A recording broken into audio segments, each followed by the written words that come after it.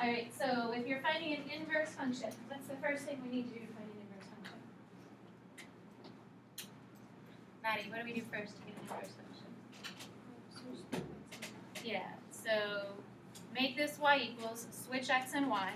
So this is now x equals negative 3y minus 1.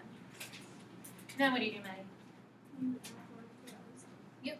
So x plus 1 equals negative 3y. And then one other step, Maddie. Right, we divide by negative 3.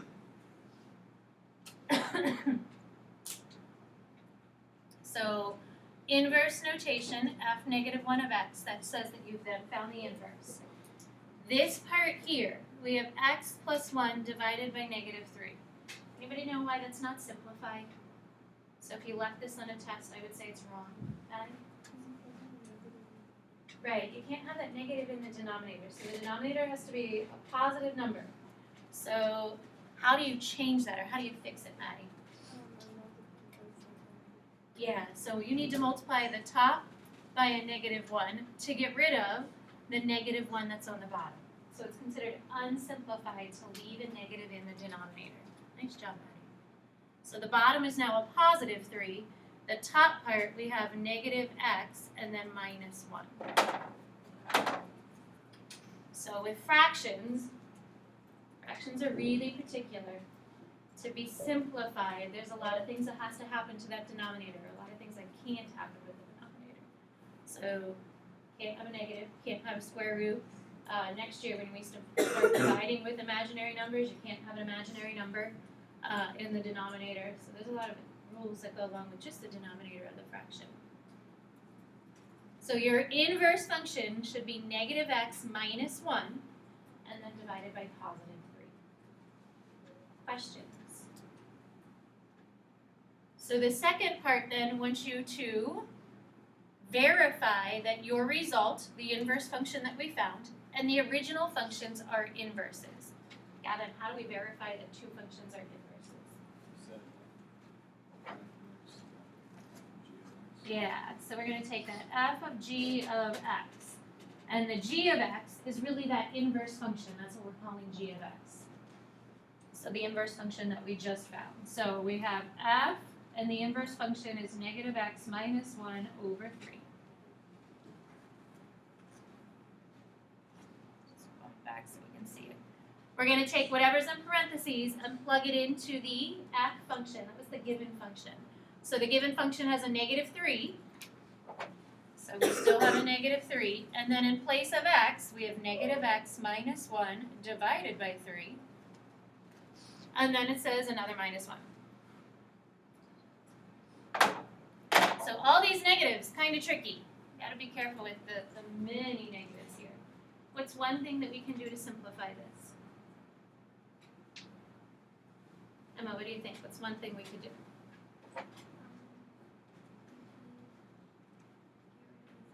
So we could get rid of the 3's because there's a 3 on the outside that's being multiplied. There's a 3 underneath on the inside that's being divided. So we can get rid of the 3's. But that still leaves us with a negative, and then inside negative x minus 1, and then still a minus 1. So a whole bunch of negatives. Don't lose that negative on the outside. The 3 cancels, but the negative is still there. Emma, what would happen next then?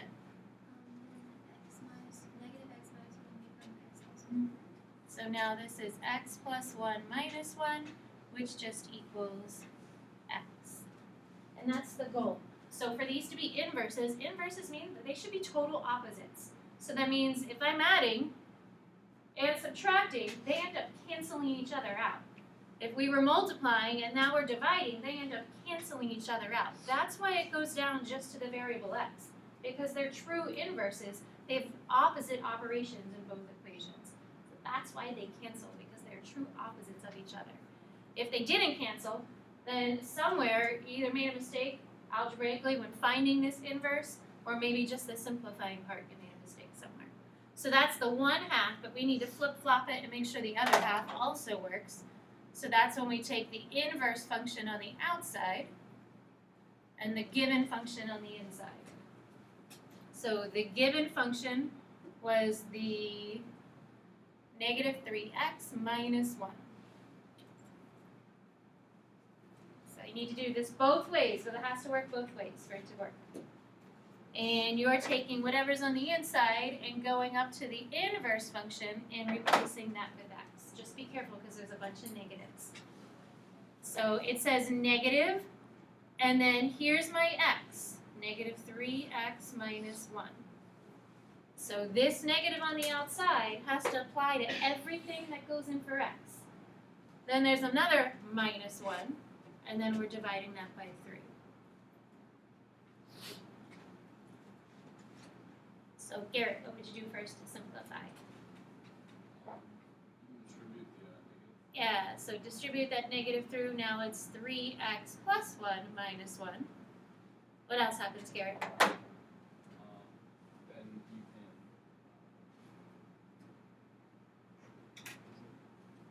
Okay, you can add the positive one and negative one. Yep, so positive 1 and negative 1 are gone. And finally, 3x divided by 3 is just, Divide yeah. And again, we get that x. So when you're verifying, your goal should be to break down for x. Because then again, they're opposites or inverses of each other. So that means the two equations we found have total opposite operations. So where we were multiplying with one, we're dividing with the other. Where we were adding with the one, we ended up subtracting with the other. That's why this stuff cancels. It just gives us the variable x, because everything else is eliminating itself. Questions? Were there questions on the homework? Looked pretty good as I was walking around, but are there questions?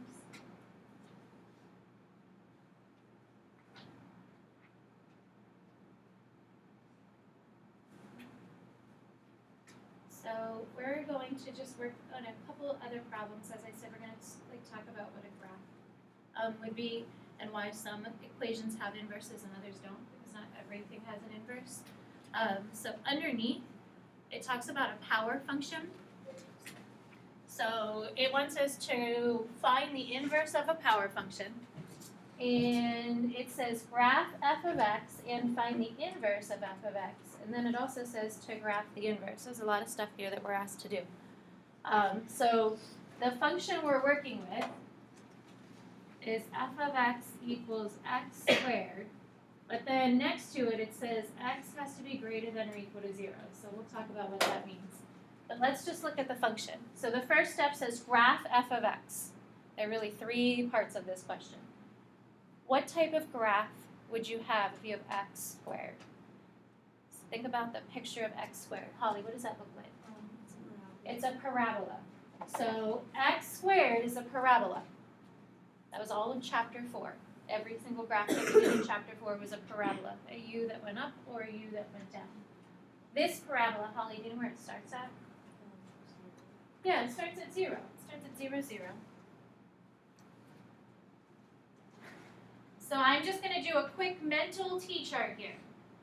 If I plug in a 1 for x, 1 squared is 1, so I would have a point at 1. If I plug a negative 1 in for x, so now I'm on the negative side, negative 1 squared is still positive 1. So I'm just doing a little mental t-chart. I plug a 2 in for x, so my x is 2. 2 squared is 4. So now I would have a point up at 4. A negative 2 for x, negative 2 squared is still positive 4. Parabola is symmetrical. You should have those 2 points that are across from each other. I graphed another pair, I have another 2 points. So this would be the graph of just f of x. That's x squared. However, next to it, it says x is greater than or equal to 0. So this is x squared. Julian, do you know what that x is greater than or equal to 0 means? Yeah, we can't have anything on the left. So we have this nice, beautiful parabola, but we're not supposed to have anything on that left side. So if you did it in pen, just put a little like lines through it so that you know you don't want that part. If you did it in pencil, you can erase that. So now I still have a parabola shape because it still has that U shape, but we took half of it away. And now we just have the values that are greater than or equal to 0.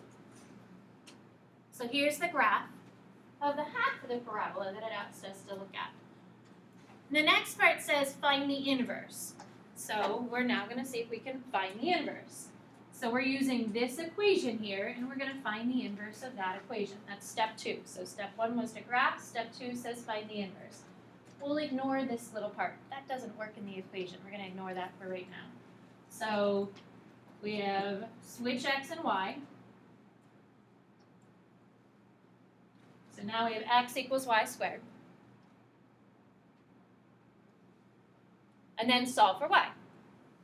How would you solve for y? How do you get y by itself? Got it? Square root, yeah. Square root of x. Now, technically, when you take a square root, what goes in front of every value that you take the square root of? Every single equation that you solve, and you solve because you're taking the square root of x, what goes in front of that? Julian? A plus or minus. So really, this says we have plus or minus square root of x. Every single time you take a square root, there's a plus or minus in front of that. Here's where the but part comes in, the exception. This information here was given to us at the beginning, and it says x is greater than or equal to 0. So we need to apply that also to the answer. Because x has to be greater than or equal to 0, we have to choose just the plus of the square root. If that said x is less than or equal to 0, then I would choose the minus of the square root. So that little information that was given to us in the beginning tells us to use either the plus or the minus when we're getting our inverse answer. So I'm going to write it in inverse notation, and we just have the square root of x. So if it said we want x being less than or equal to 0, then we would choose the minus part of it. Questions on getting the equation? So there's one more step to this problem. The last step says graph the inverse. So now we're going to see if we can graph this inverse, which is this right here. And the easiest way to graph is to make yourself a little t-chart or do a mental t-chart. So we have the square root of x, and we're going to just try and graph it.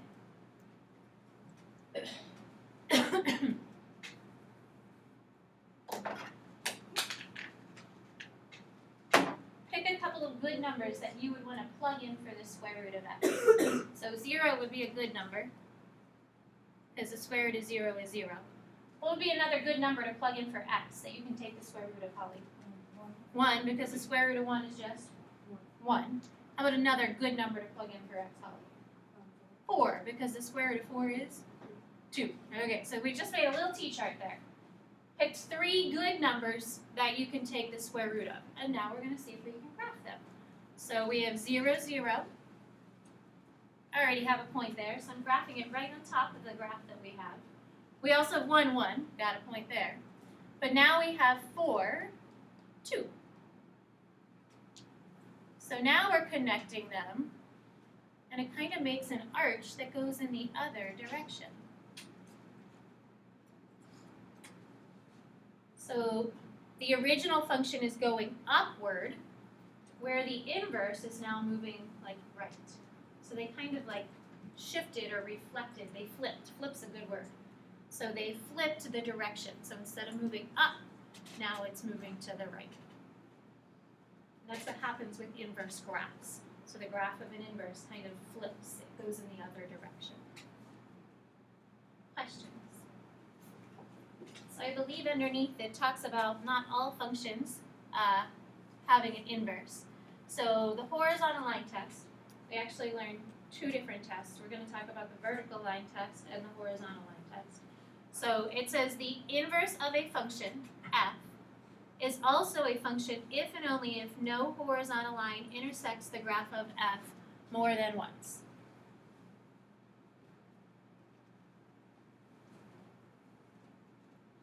So at the beginning of the year, chapter 2, we said something is a function if each x has one y, or if it passes the vertical line test. So when you have a graph, you draw vertical lines, and if the vertical line goes through your graph once at one point, it's a function. If it goes through your graph more than once, we say it's not a function. Well, the horizontal line test decides if a function has an inverse. So now we're saying a function can only have an inverse if it passes the horizontal line test. If it doesn't pass the horizontal line test, then it doesn't have an inverse. And these are the two kind of pictures here to show you. So the horizontal line test is a test to say yes, it has an inverse, or no, it doesn't. The vertical line test is a test to show that it's a function. So now there are two different tests that we're thinking about. So the horizontal line test, the one over here says this inverse is a function, or you could say that the function that's given has an inverse. So graph it, we have a horizontal line here, you could draw another one if you wanted, but you can see that your horizontal line is only going to cross through your graph once. Therefore, this given graph has an inverse that would be also a function. Looking at the one right next to it, this is the parabola that doesn't have a piece eliminated from it, so this is a whole parabola. And this does not have an inverse, meaning its inverse would not be a function. So if I graph this whole picture, once we graph the picture of the inverse, it would not pass the horizontal or the vertical line test. So if it doesn't pass the vertical line test, we can't find it because then it's not a function. So this one doesn't have a function because it crosses our graph or through the graph twice. So if it isn't or doesn't have an inverse, then we usually don't worry about finding the inverse. So if you look at the top of the next page, kind of see if we can look at this and try and work through to understand what's going on. So the first graph says 2x cubed plus 1. And it says determine whether the inverse is a function. So to determine if it's a function, we're going to make ourselves a little sketch. Doesn't have to be super huge, magical looking. Just to make ourselves a little sketch. So from chapter 5, we have 2x cubed plus 1. Does anybody know, without plugging it in your calculator, what an x cubed graph looks like?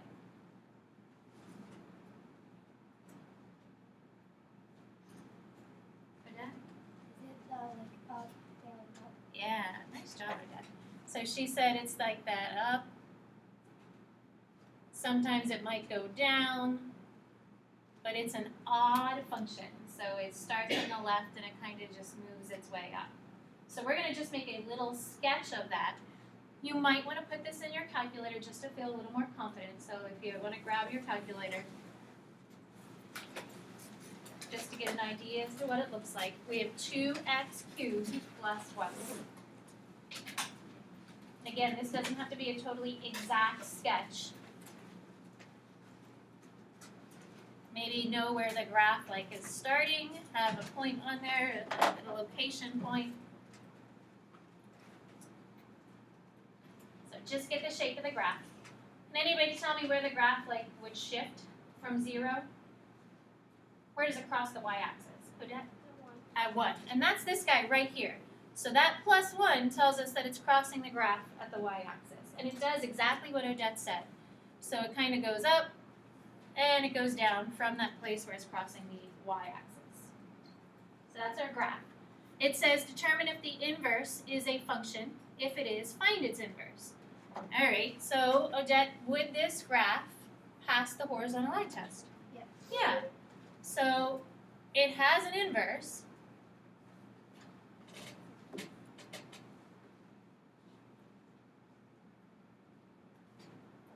The inverse is a function because it passes the horizontal line test. And then the last part, really long question, it says find the inverse. So now that we know it has an inverse, we're going to see if we can quickly find it. So switch x and y. This is the easy part, hopefully. Switching the x and y part. And then get y by itself.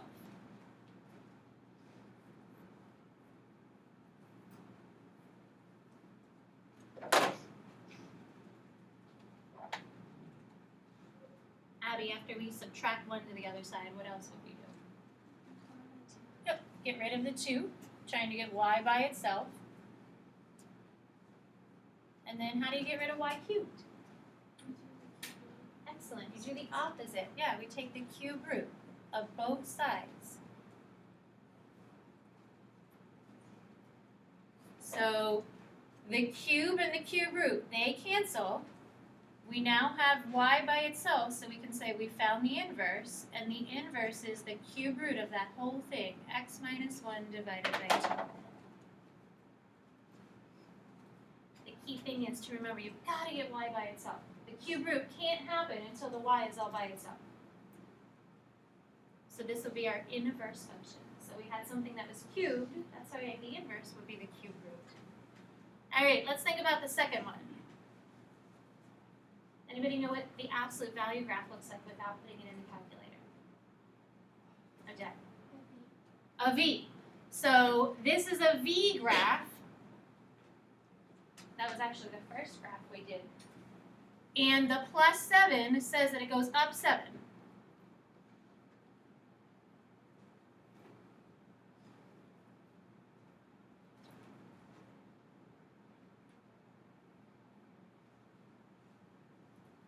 Would this have an inverse that is a function? Rebecca, what do you think? No, why not? Right, doesn't pass the horizontal line test. So if it doesn't have an inverse that isn't a function, then we're not going to find it. So we're only working with functions. The last one is one that we kind of already graphed. It says x squared plus 2. Holly, what shape of the graph would it be if it's x squared plus 2? It's a parabola, but this parabola goes up 2. And then here, again, it says we only want the parts that are greater than or equal to 0. So that means we want the right side of the graph, not the left side of the graph. And I'm just making a little sketch, so I'm not really worried about all of the other points. So greater than 0 means right, less than 0 would mean the left side of the graph. So now this also passes the horizontal line test. If I had both parts, then it would not, but because I just have the right part, it does. So we can find the inverse by switching x and y, getting y by itself, and then taking the square root. So technically it is plus or minus here, because anytime you take a square root, it's a plus or minus. But because it says x is greater than or equal to 0, the inverse is the positive solution. But if I was trying to kind of get to see, are you really thinking about it, and I made that less than or equal to 0, then we would have to make sure that this has a negative with it instead of a positive with it. Questions?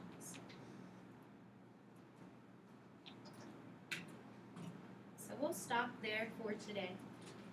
Give you some time, looks like 10 minutes, to start working on a worksheet. So the worksheet involves finding inverses, graphing functions to see if it has an inverse. Please do all your work on a separate piece of paper, except for the graphs. You can put the graphs right on here because there is a graph provided.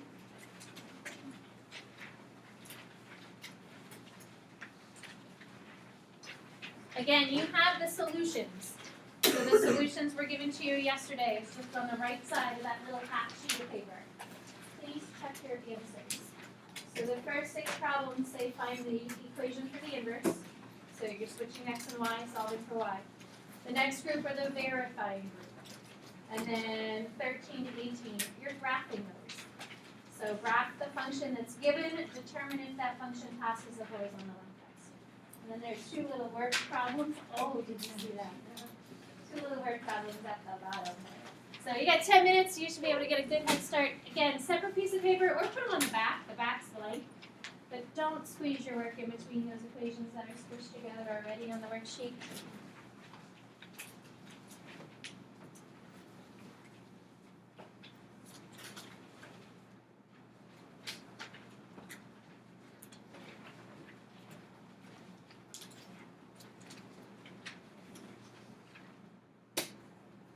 Yes.